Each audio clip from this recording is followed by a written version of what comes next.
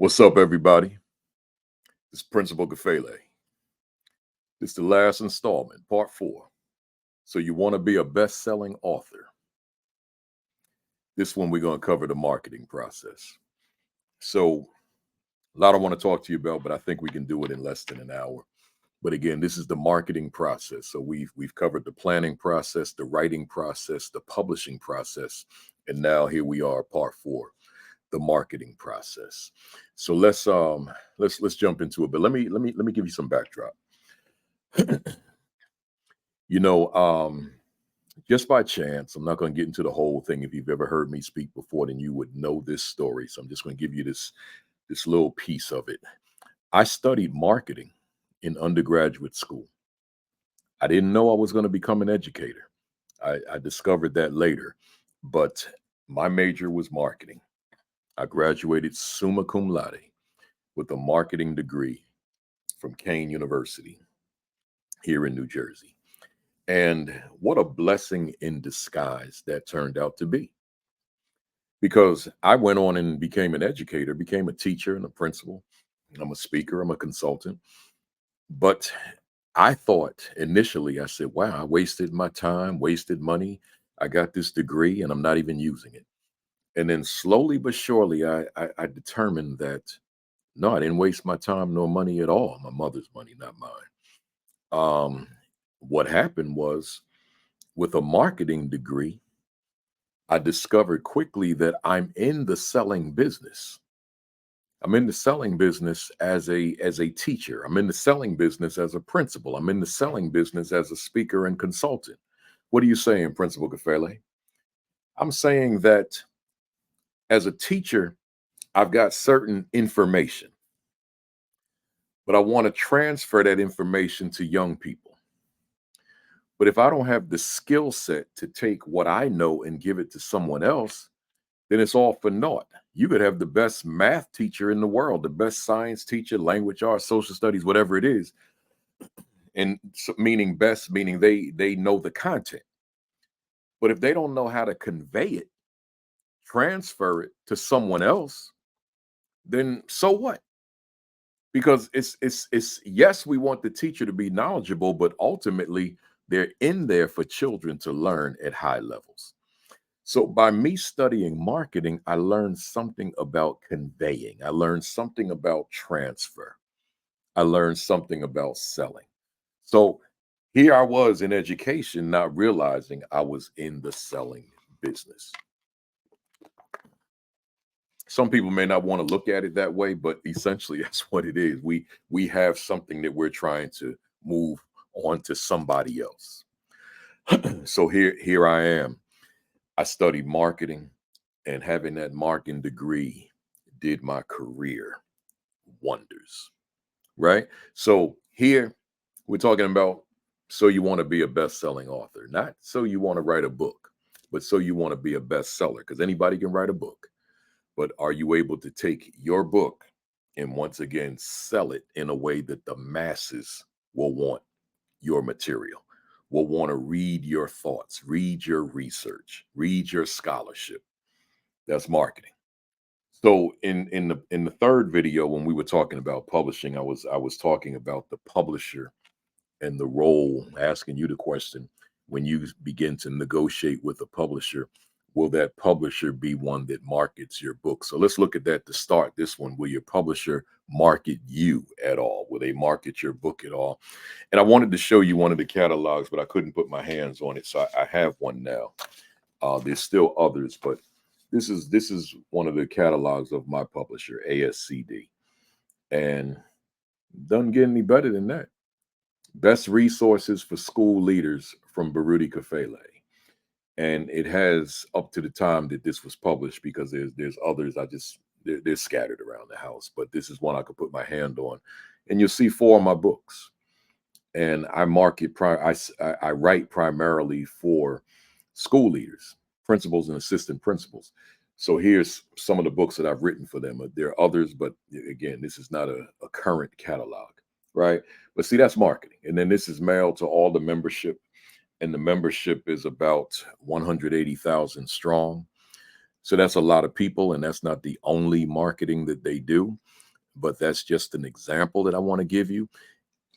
When you align yourself or latch on with a publisher, will it be a publisher that understands the significance of marketing you and marketing your product, in this case your book?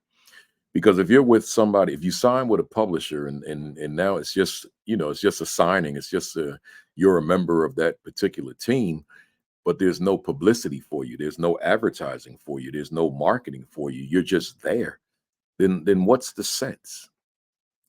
You want to make sure that if you're with a publisher, that publisher is marketing you, that publisher is positioning you for success. That matters, right? So again, I start off with this question: will your publisher market you at all? And that's a conversation that you have to have with them. So before you sign the contract, have that conversation. What does the marketing look like? How often do you do mailings? How are you using the internet to market your authors? What events do you have, like annual conferences, maybe other conferences, institutes, academies, any type of event where you will get publicity, where people will see you, where people will see your book, right? Because if that person, I mean, if that company doesn't have those things, then you got to question whether or not this is a company that you want to latch on with, because you want to make sure that you're with a company, an organization that's going to market you, and not only market you, but market you effectively, right? To increase the probability that you get the attention, that your book gets the attention that it requires in order for it to sell and to help get your message out there via the book, right? So how will your publisher market you at all? I also mentioned to you my first books in the previous video, and I said that I didn't have the money to get the full color cover, or as they say, four color cover. I didn't have that kind of money. So my first book, A Black Parent's Handbook to Educating Your Children, there it is, right? It's one color. So a white background, let me get that right, a white background. And my cousin, he drew this. It's all I had. But I was so hungry to get this book out here and to sell it that the book, as I said before, became an Essence magazine #1 bestseller, looking like this, right? I mean, great artwork that he did, but it's just black ink on white background. And then I started making money, so I had enough to make a brown cover, right? So now we had the brown cover, but it was still the same concept. And then eventually I got rid of the picture and just used the title with words larger. And that's the way I went for pretty much the duration of the book. The book was out for many years, a couple decades. And then at some point, matter of fact, 25 years. And then I pulled it. So it's been out of print for a little while. But had a nice run. And I may revise it because everybody's asking for a lot of kids who are now adults were raised on this book. And folks tell me I raised my children on this book, or I meet the children themselves who are adults. My parents raised me on this book because it's a short book, 74 pages, $5 even, but it's got a punch to it. There's a lot there, right? So even though I didn't start with a fancy cover, full color cover, and all that, I was able to make a living off of my little $5 book, and that's inclusive of wholesalers taking 50% off or even 60% off, right? I still was able to make a living, pay my bills off of that little $5 book because of my drive, my commitment, my dedication, my determination to make this work. Because of course, as this first book author, I saw myself where I am now. That was my vision.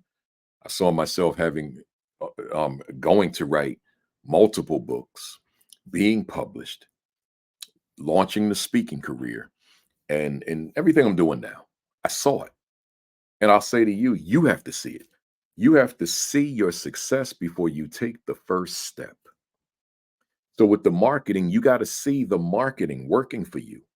before you take the first step. You got to see it. You got to envision it. So again, will your publisher market you at all? Will your publisher market your book at all? And you become a part of the book. Next, how will you market your book? So I'm kind of asking two questions in one with this one. So how will you market your books? Meaning first the publisher. How will the publisher market? And that's what we talked about. But let's say you're self-published. How will you market your books? What are you going to do? And there's a lot of things I'm going to talk about in this particular presentation. So I'm not going to answer that question here. That I guess that's the question for what's coming. So how will you market your books? But I'll ask you right now before you see my ideas, my suggestions, what's in your head? What's in your mind? What are you thinking that this is what I will do to get my name out there, to my message out there, my books out there? What will you do? That's important, right? So let's explore it. Number one, letter C. Who are you currently on social media? Your current reputation, if any, your current brand, if any. Who are you right now? Are you someone that one would call an influencer? Are you someone that one would call a thought leader? Are you someone that has a huge following? Are you someone that people look forward to hearing what you have to say as it relates to your work? Like, who are you? Are you someone that doesn't post? Are you someone that's not on social media? Are you someone that when you do post, it's kind of like pictures of your meal and pictures of your family and those types of things? Who are you on social media? And by the way, the pictures of your meal and the pictures of your family are not a bad thing. So I don't want you to misconstrue that. But I'm just asking you, and I'll explain that momentarily. But I'm asking you right now, just who are you on social media? Because as far as I'm concerned, social media is a godsend. I often, and when I say often, it's probably daily, that I'm wondering how did the folks get the publicity that they needed before social media? It's just like I'm also often wondering how were folks communicating with clients before email? How were they booking their flights before the internet? How were they booking their hotels and their rooms? Like, I just can't imagine being on the phone waiting for customer service and then being on the phone with them all day. Because when I book flights, I book the whole month at one time. And my month these days is about 15 different stops per month. That's where I like to keep it now. I used to be more in the summer. It probably still is more, but just for my sanity, I like to keep it at about 15. 12 to 15. Right? I don't want to go over 15 engagements in a month because I do want to have a life outside of this work. But I'm thinking about I'll spend a half day, maybe more, just booking flights because the reason it takes long is because you got to get them lined up with when your engagement ends and how much time it takes to drive to the airport and then get the flight you need. Right. That's not just, like booking a trip and you just, you want to leave first thing in the morning. And when you come back, you want to get the first flight out or whatever. That's not what we do. You know, I got to figure out what airline has the flight that leaves at the right time for me to get to the hotel and to get some semblance of sleep. Right. That can be a lot of work. And the three major airlines, which I'm not going to be dropping names, but the three, well, I guess I did in another video. So American, Delta, and United, they may not have what I need. And those are the ones I'm most familiar with. So now I got to start looking at other airlines, right? And just getting from one destination to another could be very involved. It could be very complicated. It could be very tedious. That could take an hour just to figure out that one connection because no one seems to have it. So now I'm like, so how did people used to do it? Like you're on the phone with these people all day? because that's going to take a lot longer than clicking some buttons on the internet, on a airline website, right? But I just wonder out loud. I mean, I guess I know the answer. I guess they were on the phone all day, and it just used up a lot of their time. And then you got to do the hotel. And see, with the internet, now you can find out what are the closest hotels to your destination. If there's a certain chain you like, which I do with the airlines, it's one airline that I fly primarily, which allows me to accumulate points and all that. And then one hotel chain, which allows me to accumulate more points. And then one car rental company, which allows me to accumulate even more points. So I just can't imagine it. But anyway, let's go back here. Now we have the internet. So we can do all these things, and we can do them far quicker than we could have done them when we were relying on customer service, right? So who are you currently on social media? That matters. And I'll say to you, even if you disagree, I'm going to say it anyway. You've got to be somebody on social media, because social media is a heavy, major part of your publicity, right? And if it's not, it needs to become. Your social media is not your only publicity, but it's got to be a major portion of your publicity. So therefore, you got to build a following, and you're not relying solely on your following to buy your book. You're relying on your following to be a part of your marketing. So there's something called share. There's something called retweet. There's something called repost. Well, that's got to work for you. So it's not just the people that follow you. I have a good following on social media. Facebook. I'm not a big Instagram person. I've deactivated that thing so many times, and every time you deactivate, you got to start over. I just don't enjoy it. But I know that there's a younger crowd on there, and I need to be connected to them. So that's a part of the marketing. Like, where are the young people? Where are the middle-aged people? Where are the older people? Right. So I need to be in touch with all that. So so therefore, with the Instagram, I'm still there. I don't love it, but the young people are there, and I need to stay connected to them. So that's part of my marketing. And then Facebook, I got a lot of people. We got the 5,000 max friends, but then I got like 48,000 followers, right? That's a good number. Do the algorithms allow me to see all those people or them to see me? Nah, but it's better than not having them, right? And then Twitter, I should be probably almost 200,000 now, but with the change in ownership, I lost just hundreds and hundreds of people, and I feel like I'm still losing people because people are just leaving it. I have like 90,200 followers, but it's been stuck at 90,000 since the change in ownership. So it's like new people are coming on, but the same number are leaving. So I just can't grow. I haven't grown in over a year, right? So as of this date, March 4th, 2024, it's just stagnant, because as I speak places, new people follow. But at the same time, people who are disgruntled with the platform, with the leadership of the platform, they leave. So it just balances out. But still, with the 90 that I have, the 90,000, I'm not going to sneeze at it. It's a good number. It allows me to do some things, right? And then YouTube. My AP and New Principles Academy channel has over 20,000 subscribers. So once again, I got good numbers there.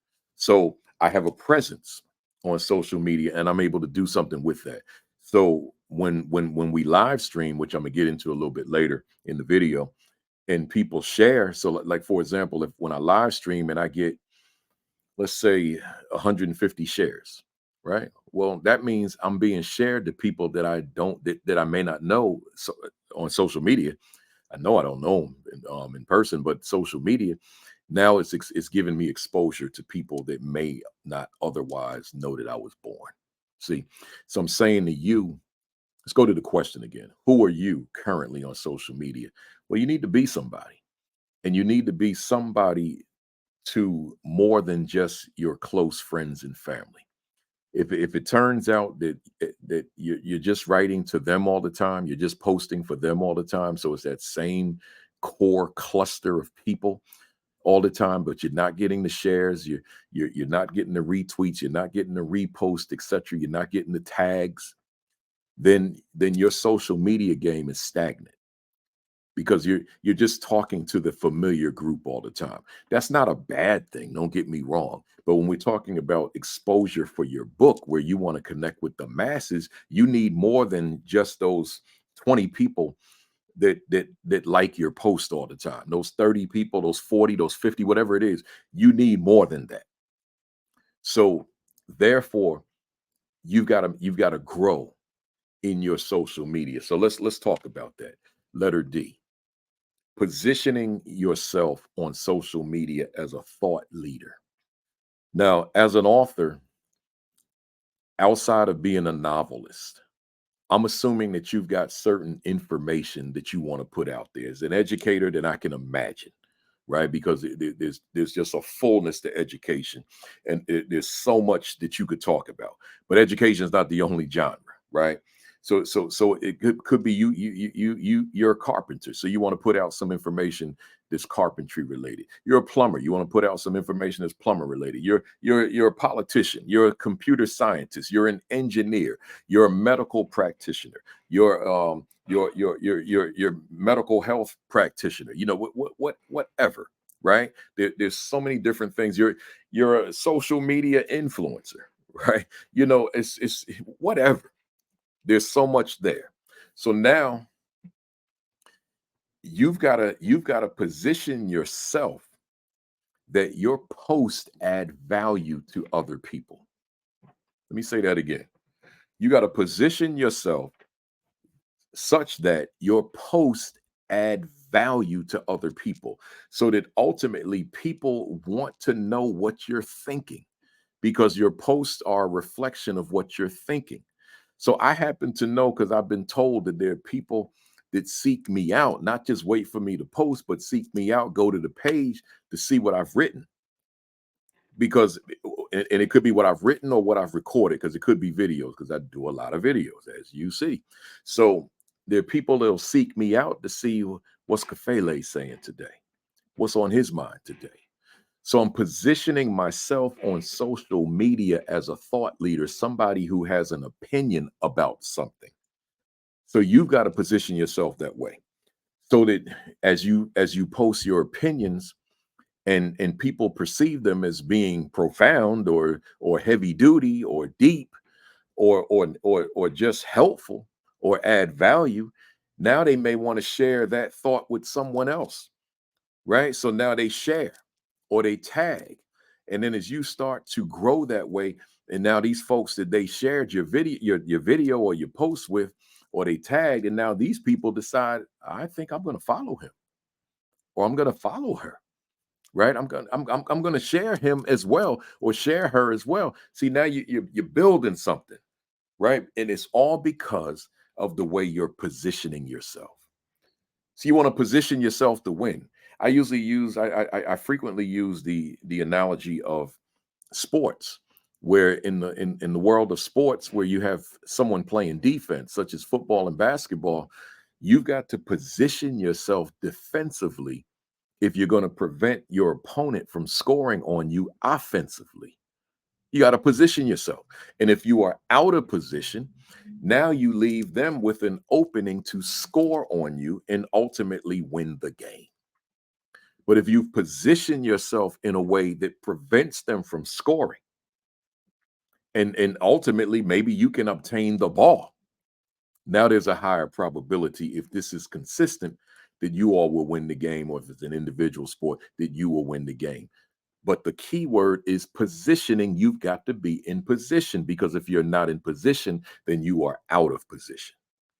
So, how have you positioned yourself to be somebody of significance on social media as a thought leader, right? As an influencer, as someone that matters, as a go-to, as somebody that's got good information.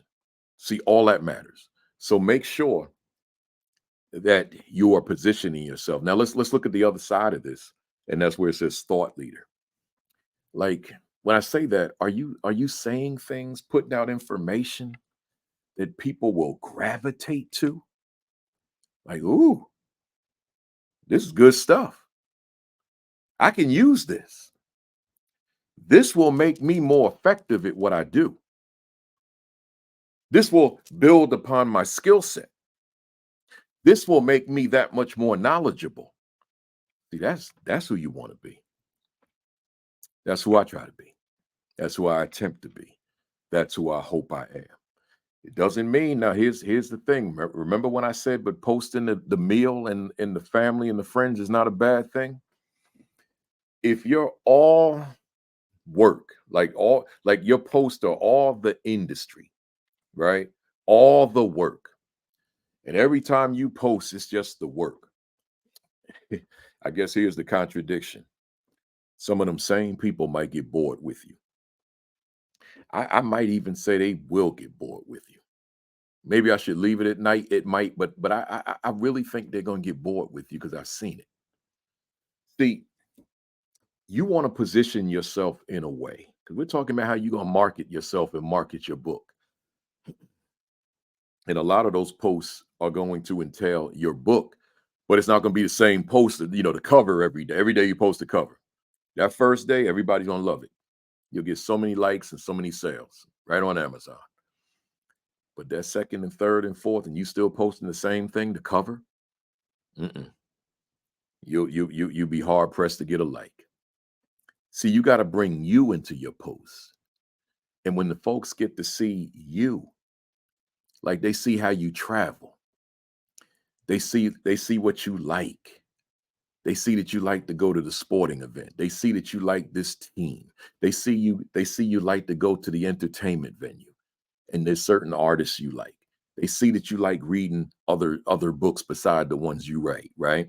They see you in the gym working out. They see you just hanging out with your friends. All these things. This is what markets you because now it makes you human. And now people want to attach themselves to you because they see, oh, so the interesting thing for me, and this is letting you just know into bringing you into my world. I go into these places to speak, but a lot of places I speak, particularly when it's a conference, the people follow me on social media. So when I walk in, they're telling me what I was doing yesterday. See, so it's not one of them things where I walk in and all they know about me is the post I write about education. That gets boring. But now they say, yeah, I saw you flew on United yesterday and you had that meal. You know whatever, right?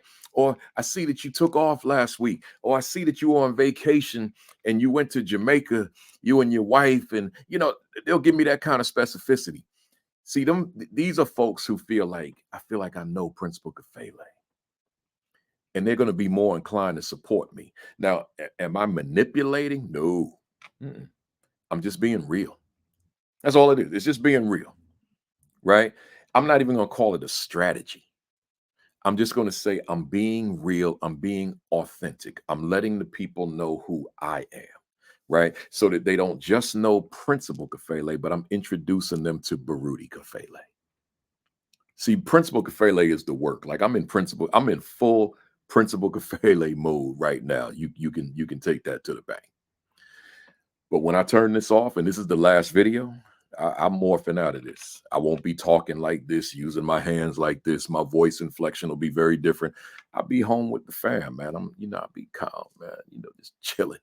You understand what I'm saying? So Principal Kafele is an extension of Baruti Kafele, but I don't walk around the house in my world when I'm not working as Principal Kafele. I'm just Baruti. Some people refer to me as Brother Baruti or Brother Kafele, depending on what neighborhood I'm in, right? So keep that in mind. That matters, right? But in terms of what's on the screen, I'll still go back to that. I'll close this segment with that by saying, do put an emphasis on positioning yourself as somebody who knows something, as a thought leader. because you want them shared. See, they're not going to share you on the airplane. They're not going to share you at the football game or the basketball game. They're not going to share you at dinner. But you put that profound thought on the page, they'll probably share that. And they may run and buy your book too. That matters. That's marketing, folks. Let's go. I got more. Your website. I know a lot of authors that don't have websites. A lot. And every time they tell me that, here's how I respond. Because I'll ask them the question, do you have a website? And they'll say, nah, give me some excuse. And I go like this. You don't have a website? You don't have a website? You can't. I'm like speechless for a moment, right? You can't do this work with no website. You can't.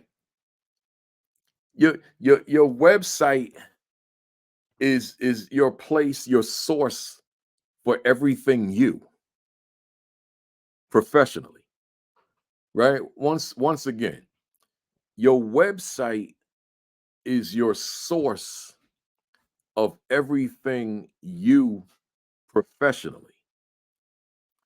So my question would be, how do you do this work at a high level and you have no website?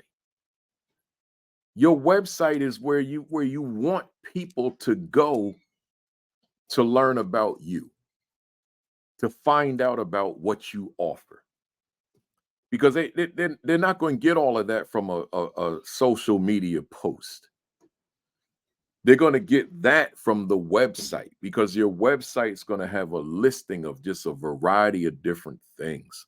Your website will introduce them to more of you professionally, right? So your website, let me pull mine up while I talk, right? You don't see it, but I see it. All right. So my website. So here you got the home tab, and this, everybody's website is different. So we're not all the same, right? But for me, I got the home tab. So that's got the big picture of me speaking. That's important. Like, so I see some websites, they got a million pictures of them speaking. No, get rid of those, all of them. All you need is one picture. There's nobody looking for you to book you or to buy your book that's looking for a bunch of pose shots of you or action shots of you speaking, right? One picture. And then beneath, I just talk about there's a small paragraph that just gives a sense of what this website's about or what I'm about. Then I got my latest book, the one on the shelf here, big picture of it right there. Then I talk about my live stream, which I'll talk to you about soon. Then my schedule, as far as my conference schedule, not my regular schedule, but my conference schedule. And then my books, there they are. I'm looking at them, right? And then my YouTube channels, right there in front of me. See? And then my contact information. Then I got my bio page, just one picture. That's it. A bio and a picture. Then I got my workshops and keynotes page. Then I got my store page. My how to book me page. Because if you're an author, then you got to be a speaker. You can't be an author and you don't talk about it, right? So now folks know how to book me. Then I got my writings and podcast page. So I hope I said workshops and keynotes. So all my workshops, all my keynotes, right? They're all there with the description. Everything I do, right? Then how to book me. Then my writings and my podcast interviews. So not all my writing, because I can't fit all that on here. I do a lot of writing. And then my podcast interviews, not all of them, some of them. Then my store, and then my contact information. So I'm saying that to say to you, you got to have a website. You can't rely on social media to be a website. No. You got to have that website so that when people, they hear of your book, they hear of you, it sparks some level of interest. So now they go to your website and see, let me find out more. So there it is. There's your books, all the books you've written. If it's just one, there's the book you wrote, right? And then and then you have You've got it set up in a way that they can order your book right from the site. Now, me, I link mine to Amazon. I don't have it so that they can purchase it directly from the site. They can link from the site to Amazon. But let me tell you why. I talked about this in my public speaking videos, but now I'm talking to you about it on this becoming a best-selling author video. Um, Amazon has sales ranks overall and then by category. That's important data for me, and it should be important for you. I meet authors all the time that don't even know that that data exists, but they put the sales rank on their website. Well, I need that. How often do I need it? Every day. I need to know how my books are selling on Amazon because the biggest seller of most books is Amazon. So now I when I wake up in the morning, I go right to Amazon and see how all my books that are sitting over there, how they're doing every day. Because then it gives me what that does is gives me data for how I need to proceed. If I got books that are not selling well, or I got books that are fluctuating, whatever it is, now I have data that tells me what I need to do to get that book back to where it needs to be, selling at a high level, right? Because I want my books in that top 100 for whatever category that they're in. And most of them are there, but sometimes they fall out and I got to get them back in. Right. So that's why I use a link to Amazon as opposed to them buying directly from my website. Because if they bought directly from my website, then I or somebody connected to me has to package those books, right? Invoices, all that stuff. Now, will I make more money if they came directly to me? Yes, most definitely. But I'm willing to sacrifice that money. I want that book selling, right? And I want to see what those numbers are in comparison to other books, right? Books of similar genres, right? So that's why I do it that way. But that's just my preference. You do it your way, but you got to have the website. I mean, you can't sell. How you gonna sell books from your social media page, right? It's how you gonna do a lot of things from your social media page. Where's your bio? Where's your list of offerings? Right? Where's your I mean, some of your contact information might be there, but it might not be all of what you need, right? You need a website. So I wouldn't even let me give you this sequence. Website first, book secondarily. Don't put a book out with no website. That's really, I'm gonna say this in a way that I'm not insulting. That's really not smart. Instead of me coming out and giving you some. I mean, the insulting way might sting a little harder, and that might be really what somebody needs to hear. But I don't want to do it that way. It's website then book, not book. And now let me get a website up because you want people to go to that website, and you want people to make a purchase on that website. That matters, right? That matters. Let's go. We're gonna be under an hour for this one. I can almost now. I was gonna say guarantee. I don't know if I should guarantee like Charles Barkley. I guarantee. Um, Next one is blog page. If you're an author, let me come at you hard on this one. If you're an author of a book, you cannot afford not to be an author of blog posts. They go hand in glove.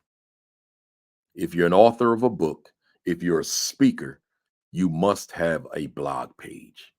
Now, I know that there are people watching this who are seasoned and they don't have blog pages, and they might watch this video just or this series just to see what I'm saying. And they may say, I don't like what he said. Yeah, well, I'm going to say it again. If you're an author, you must have a blog page. You need the blog because once you put the book out, and people have it, it's not like they're gonna buy the same book over and over. It doesn't work that way.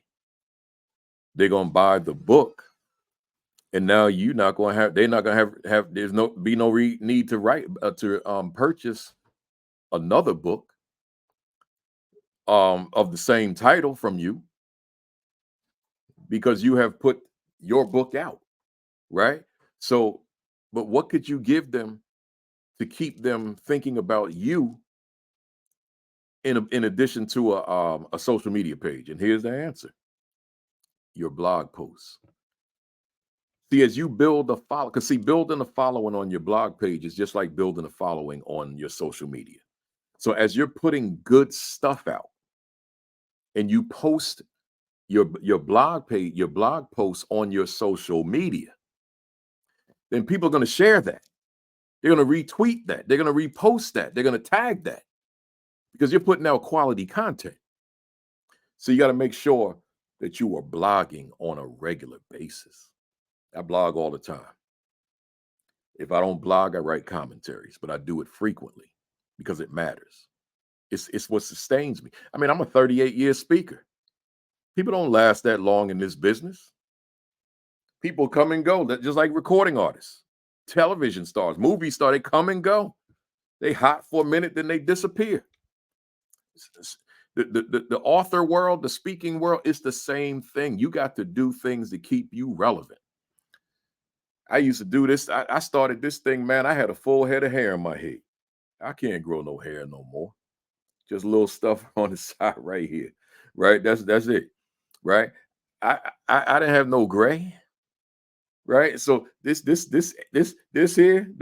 age, man. This longevity. I've been in this thing for a minute. I see these young people coming up. I'm like, good luck. Good luck. Make sure that you're doing things that's going to sustain you over the long haul. Right? You got young kids and you quit your job and this is what you do. You're an author, you're a speaker. You know, so the speaker first in terms of quitting the job, but to sustain it, you're writing books. But now you lose your relevance and you got them kiddos at home that's banking on you to pay for their college tuition and you lost your relevance and now nobody's thinking about you anymore. Now you got to have a plan B, C, D, E, whatever it is. When your plan, because your plan A didn't work because you didn't do the things, you didn't take the steps that you needed to take in order to sustain you.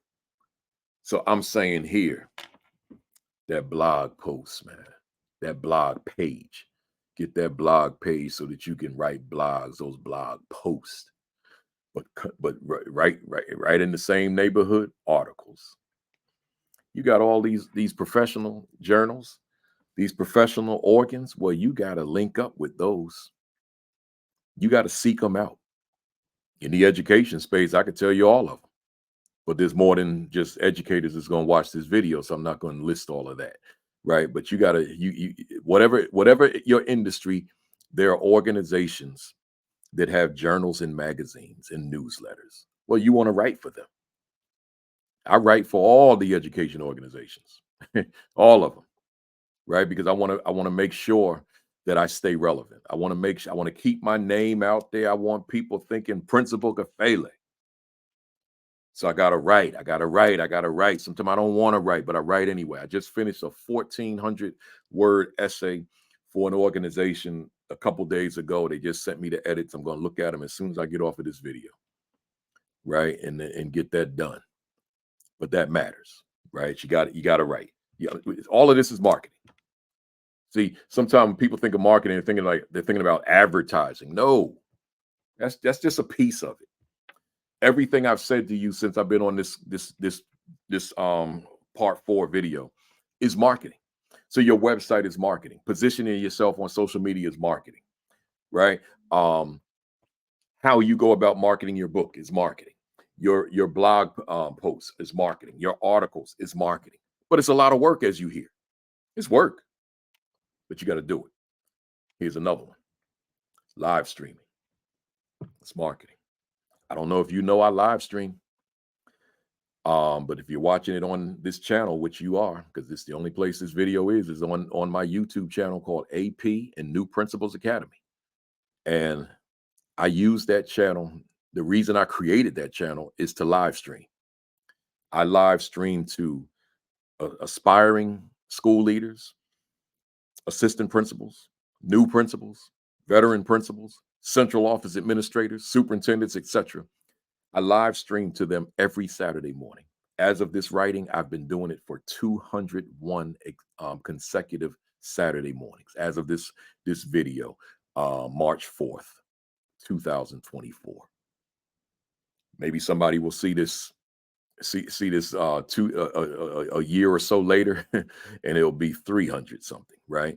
So, but as of today, 201 consecutively, I have not missed a Saturday. That's marketing.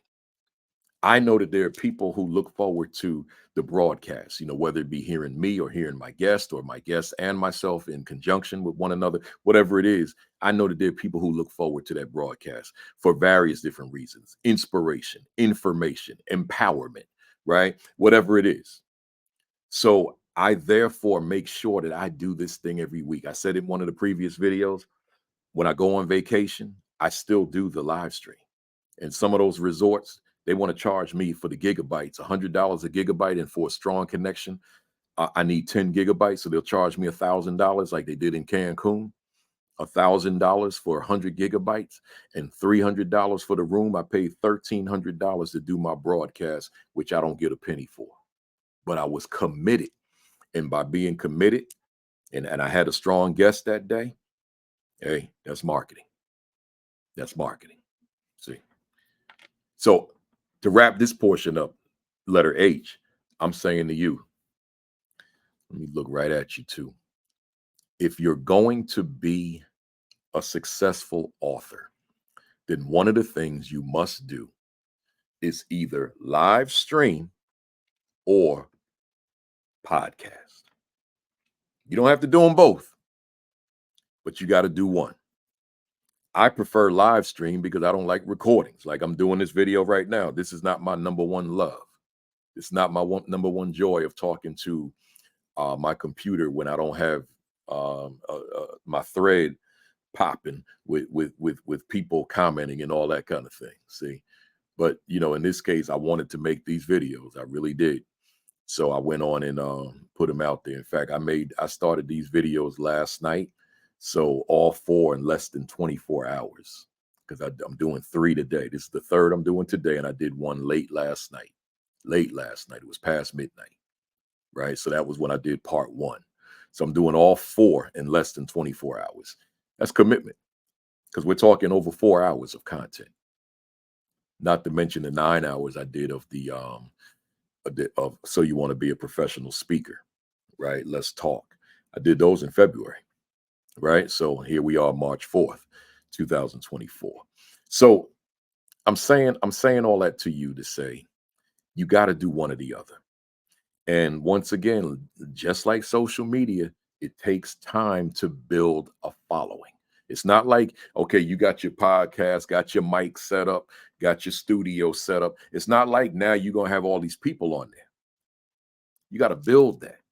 And you build it the same way I talked about the social media. You got to put your podcast on the social media, all your platforms, and make sure you have more than just Facebook. Make sure you have several different platforms, so that you can post it on the several, and hopefully you're putting out just dynamite content, great content that people are going to want to share it without you having to tell them to share it, right? So some people, they'll do both podcast and live stream. I'm a live streamer. Some people, they use them interchangeably, but they're really not synonymous. Let me give you the difference between the two in case you don't know. The podcast is a recording. That's what it is. It can have video, but it's typically not live. A live stream is live. I like being live. I love being live. I don't like the recordings. When a client asks me to record a keynote, I say no. I don't care how much they're going to pay me. I say no. I don't do them. I say, no, figure out a way to get me there, because I don't want to do that. See, I don't mind doing it for myself because this is for y'all. But when it's for that client, nah, I get no satisfaction out of that whatsoever. Doing a PowerPoint on the computer and recording and all that. Nah, I just don't enjoy it. We're all different. I just don't enjoy it. The next person might love it. And in fact, the next person might prefer it than going to the airport, flying, going to the hotel, riding in the rental car, all that stuff. Being in front of the audience.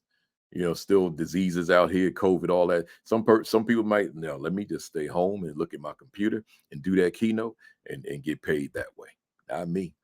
Let me get out there. But that's the difference. So I'm saying that to say this: you got to do one. You can't be this author that you want to be, and you have no podcast, you have no live stream. I don't mean you popping up on a Facebook live every now and then, a Instagram live every now and then, a Twitter live or X live every now and then, a LinkedIn live. I don't mean that. I mean you have a show, right? I don't call mine a show. I call it an academy, but for the sake of this discussion, I'll call it a show, right? You got to have a show that consistently comes on every week at the same time. Or if you do it more frequently, whatever it is. I don't want to spread myself too thin, so I do it once a week. But you got to have a show. You're not going to be where you want to be unless, like, again, unless your name you so big time, that you don't even need the book because you so famous. But I don't think that's who's watching the video. So if you regular guy like me, right, then you need one of the two: podcast or live stream. Right? Enough said. I'm almost done, y'all. Radio and television programs. Okay. In fact, I want to change that wording. I don't like the way I worded that. I wanted to say interviews. Right. So let's change that right quick. Interviews. All right. Let's save that. All right. So radio and television interviews. Those of you who are not familiar with StreamYard, you probably impressed with that. Like, wow, that's nice. How you do that? Yeah, it's this is what I use. I don't mind saying StreamYard or even promoting them. This is a great platform. I love it. It's a great platform. Allows me to do a lot of things. There are a lot of people out there to do more with it than I do. But the bottom line, it's marketing. When I first let me give you this example here. When I first started live streaming, I never heard of StreamYard or any other streaming platform that allowed you to stream to multiple different social media outlets simultaneously. So since I didn't know that that existed and I didn't have anybody in my ear telling me that it existed, I had the computer here. I had the phone set up here with the camera. I had the tablet over here with the camera, and I was speaking to three different cameras and looking all around, trying to have high eye contact in each. And one of my friends, one of my colleagues, he saw me one day doing that, and he reached out. He said, "Kafele, you don't have to do that. There's something called StreamYard." This is when StreamYard was in its infancy. And I said, "What's the web address?" He said, StreamYard.com. I purchased that thing right that day, and I've been on it ever since. Love it. Been on it ever since. See, so you got to live stream or you got a podcast. Now, of course, podcasting, and you got to get with those your Spotify's of the world, your Apple music of the world. You got to get with those various different companies that's going to enable you to be heard by the masses of people. But you got to build that. But first, you just want to be on there, right? So that's important. All right. So radio and television interviews. I told you in video 3 that I would travel.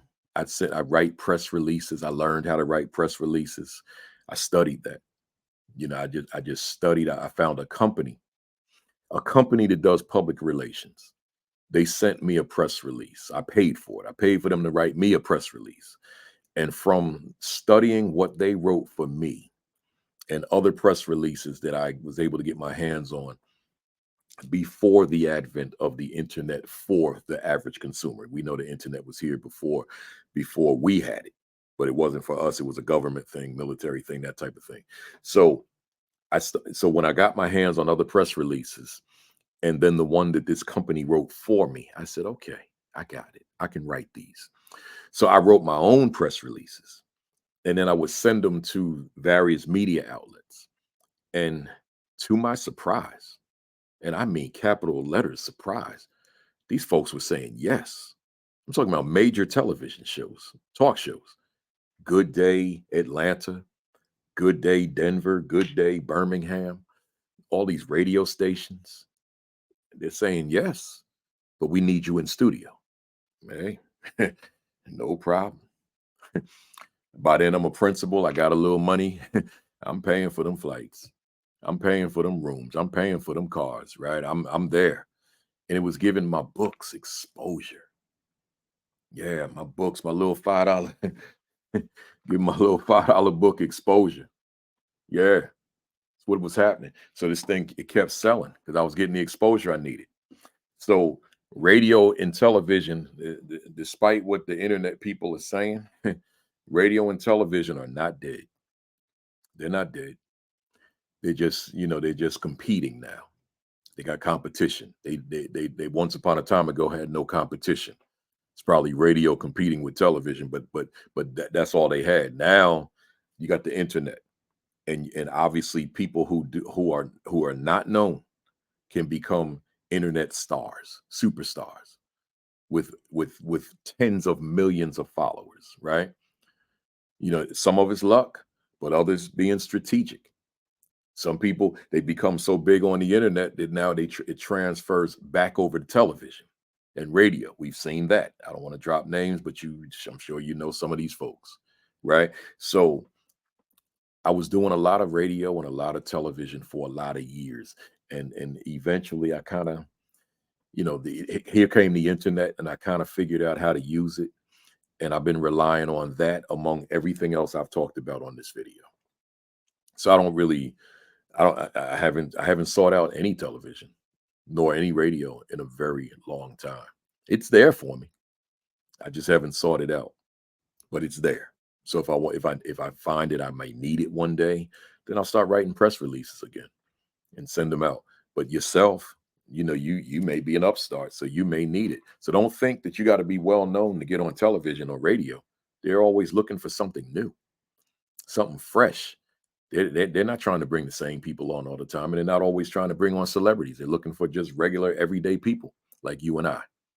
So you develop a skill set in writing a press release. Find out how to do it. It's right on the internet, and then you start sending out these press releases, because on the internet you can find out who the producers are, who the program directors are. They're all there, and then you start sending it to the right people, and then you become a squeaky wheel. The squeaky wheel gets the oil. So you don't just send it and then pray that they get back to you. You send it and then you follow up and reach out to them, right? And be a pest. Not a pest to the extent that they block you, but a pest meaning that they see that you're hungry, right? And eventually you'll find yourself on these platforms, right? So we're talking marketing. Here's another one: book reviews. If you write a book, you need someone to review your book, right? You need someone to review it. So it's one thing when the people on Amazon and BarnesandNoble.com, those places, when the book writer, I mean the book purchasers, the book readers, it's one thing when they write a review. And that's not a bad thing, because people, they go on the page, they see what other people are writing, and then that may influence them to buy your book. But yeah, I will caution you, you got some real, I'll call them mean spirited people out here, right? Like let me preach this real quick. If I buy a book that I don't like, trust me, never ever will I go on some website, Amazon, BarnesandNoble.com, Goodreads. I'm never going to go on those pages and condemn the book. I'm not going to do that. I mean, let's say I absolutely, and I have books on this shelf that I don't like. I've got a few books on here that I read the first page and said, nah, I don't need this. I don't want it. But I still kept it since I bought it, so it's on the shelf. But I'm not going to then go to some site, Amazon or somewhere, and trash the person, like give them 1 star, put a negative comment. People do that to me. I'm used to it now. It's like I don't even care anymore. It used to really bug me. But now it's like, all right, I had to come to grips with the fact there are really mean people in the world, right? So I'm not going to let them spoil my day anymore. That used to spoil my day. Like, man, I put all that time into this book, and all these people that say they love the book and posting, well, I'll get to that. So they posting the pictures of the cover, and doing all those things, and and giving me praise. And now here comes you. And you're gonna give me a 1 star and write some negative, this is garbage, that type of thing, so that you can ruin my ratings. Yeah, people do that. Let me tell you something. I'd never do that to anybody. I wouldn't do that to my enemy because that stuff's permanent, stays there. Why do I want to mess with your money? Why do I want to mess with your brand? Right? I mean, what am I getting out of that? Like every time somebody does that, because I can't imagine that my book is a 1 star. I just can't. Not based on the volume of people who like it. Like all these people like it, but for you it's a 1 star. Nah, you did that because you don't like me personally. It's personal. So you're gonna give me a 1 star and say something negative. In fact, something horrible, right? So that what that translates for me is that person, you got issues and you took your issues out on me, right? So I'm sharing that with you, not to vent, because I'm really not venting. I'm sharing it with you to say that's part of this work. So it could happen to you because there are mean spirited people in the world. They exist. So that person could go on and do that to you, but you can't be spoofed by that because they can get you more than once. You got several books, they get you on all the pages that you have your books on Amazon, for example. That's what they do. Amazon has a there's a vehicle to dispute it, but I've never had any success with the dispute. So it's just, if that's what you got to do, go ahead and do it. Right. But I just want you to know that happens. You could have 30 people give you 5 stars and great comments, and then here comes this person, this mean person, this is got a tough life or whatever they dealing with. And let me give you 1 star.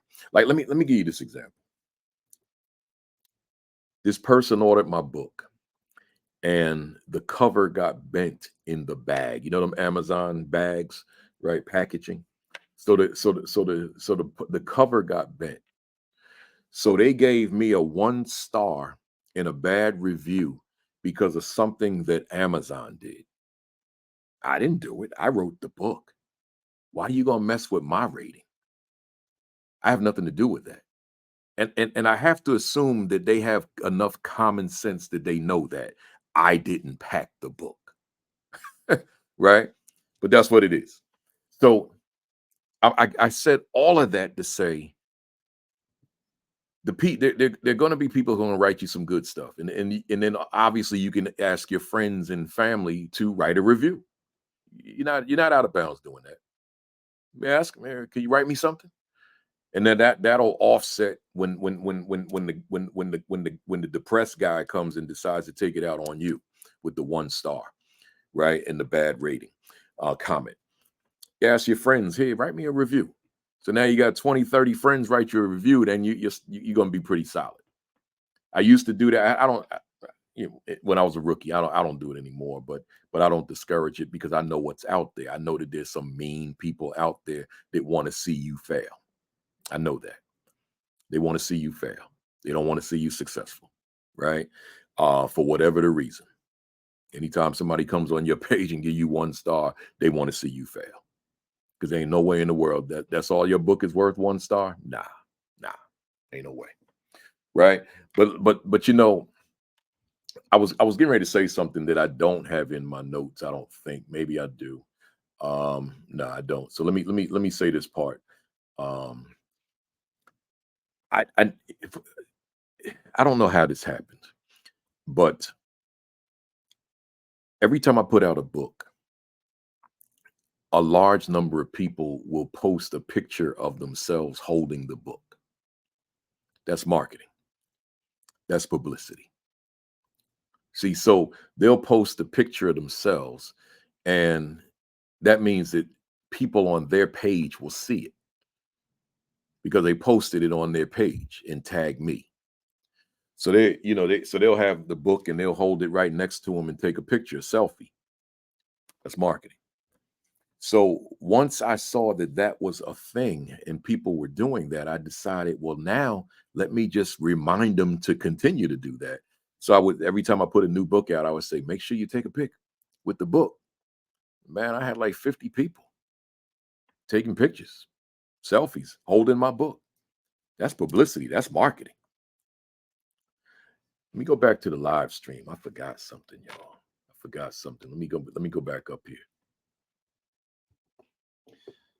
Every Saturday morning, I take my leadership books and put them right here. I say, make sure you get that assistant principal 50. Then I take the other ones. Make sure you get that aspiring principal 50. Make sure you get the principal 50. Make sure you get, is my school a better school because I lead it? Make sure you get the assistant principal identity. Wrong one. I keep, make sure you get that, right? And by 11, 12 o'clock midnight, them sales soar. They soar. Now, because I'm not playing games with the folks, I tell them, man, take my book back to that top 10 on Amazon. I'm not, I don't want them to, I don't want to like mislead. And I'm saying, make sure you get a copy. Nah, I'm letting them know I want to be back in that top 10. That's where I want to be. Because that means there's a lot of people reading that book, right? So, but if you don't have a live stream, if you don't have a podcast, you can't promote your book to a live audience or recorded audience. So shame on you. So you gotta have these things. So back to book reviews. Yeah, you could have the folks but there's another group out there, people who really review books. So I've had a lot of them reviewers, real book reviewers, review my book and put it in a major publication or one of the websites, newsletters, newsletter websites, newspaper websites. They'll post it. So they'll write me, and I don't even, sometimes I'll very rarely, but sometimes I'll ask them, could you write a review? But in most cases, it's people that just voluntarily, they just want to write a review. So they'll say, Principal Kafele, I'm in the process of writing a review of your book. So at that point, when they say that, you got your fingers crossed, like, oh my God, I hope you ain't gonna slice the book up, right? Because you don't know.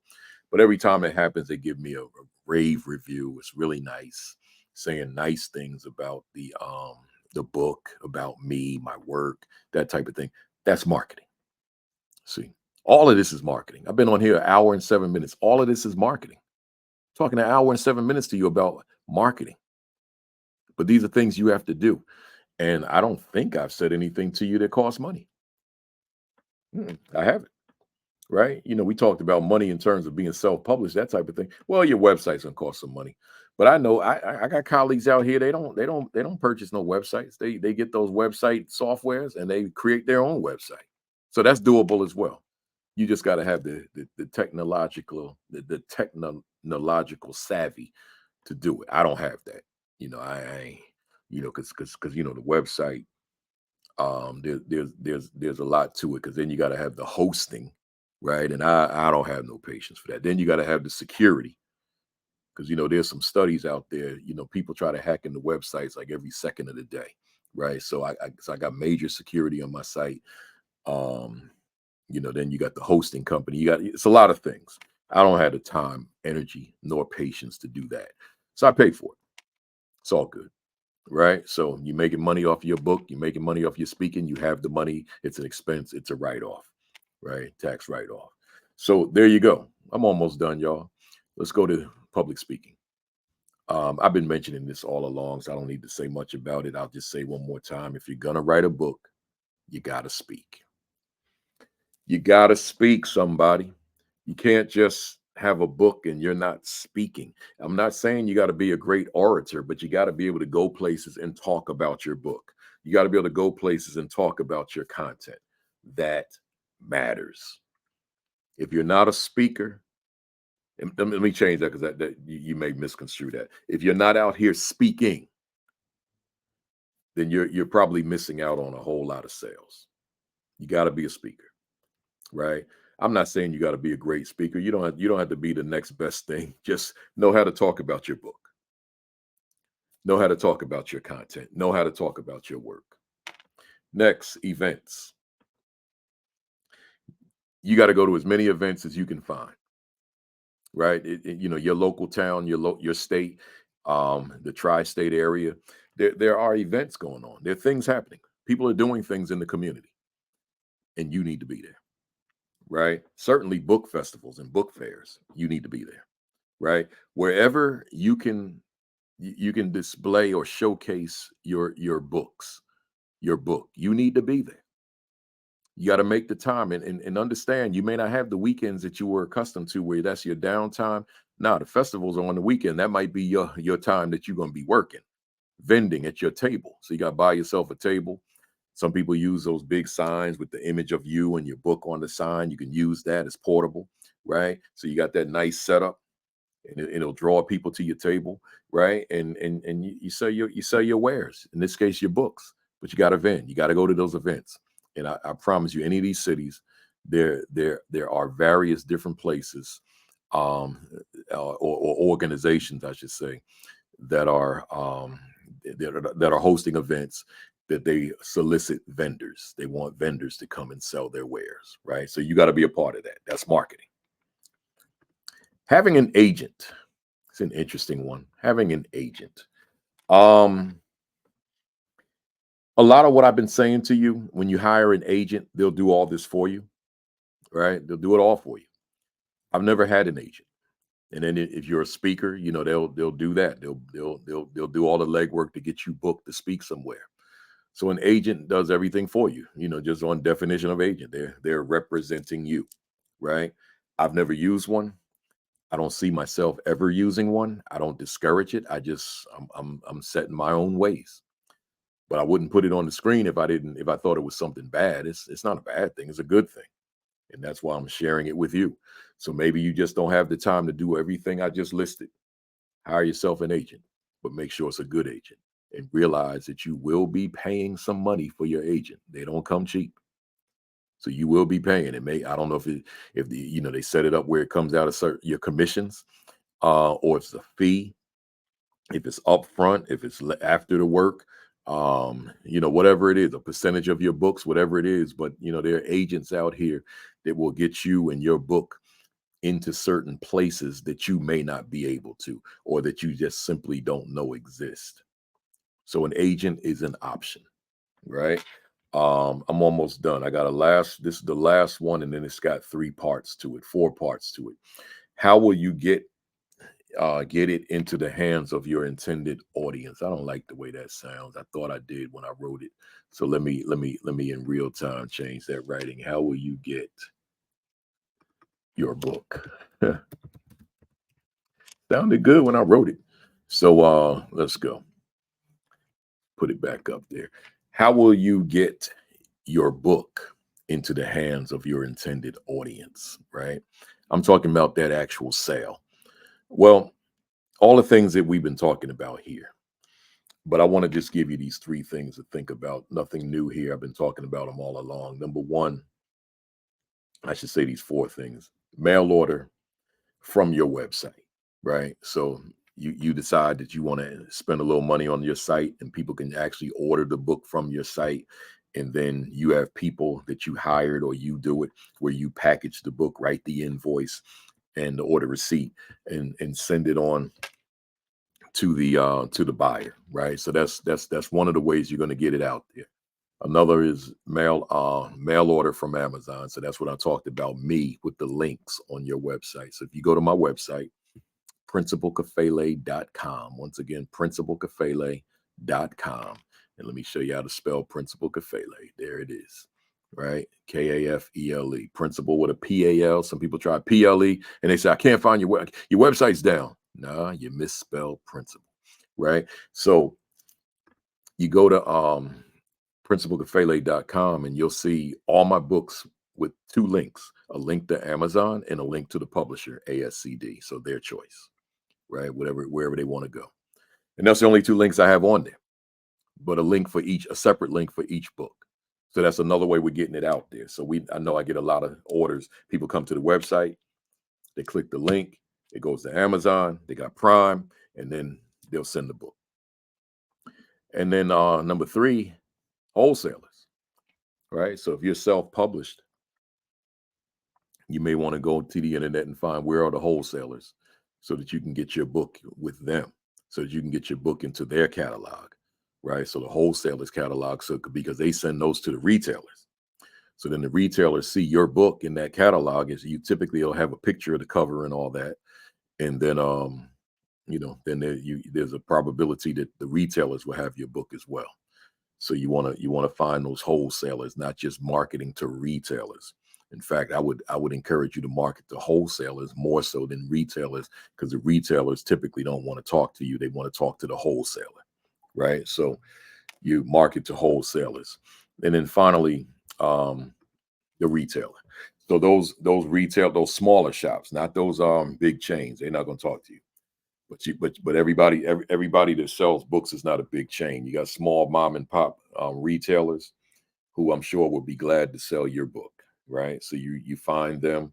Some of them they may be ethnic, cultural, racial. Depending on what you write. Like again, it says a Black Parent's Handbook. So this is a book for Black parents. So this book did extremely well, exceptionally well in the Black-owned bookstores, right? So some material is geared towards specific groups of people, right? Along racial, ethnic lines, cultural lines, LGBTQ, gender. We can go on and on. Everything's not for everybody. And it goes back. Let me go back to that letter O. It says, "How will you get your book into the hands of your intended audience?" See, intended. So a lot of people out here in the world, they're not your audience. It's like I was talking to one of my speaker colleagues last week on in New York City, and he asked me, he said, "Why aren't you on TikTok?" And I said, "Because I only want my intended audience to see me. And with that kind of exposure, it's going to expose me to people that I don't have interest in knowing what I do, because now it opens me up to a criticism and condemnation that I don't need in my life." I hope that makes sense to you. I'm not looking for the world to know Principal Kafele. I want America's principals and assistant principals and aspiring principals and a portion of its teachers. I'm not trying to get every teacher in America, because I don't write for every teacher in America.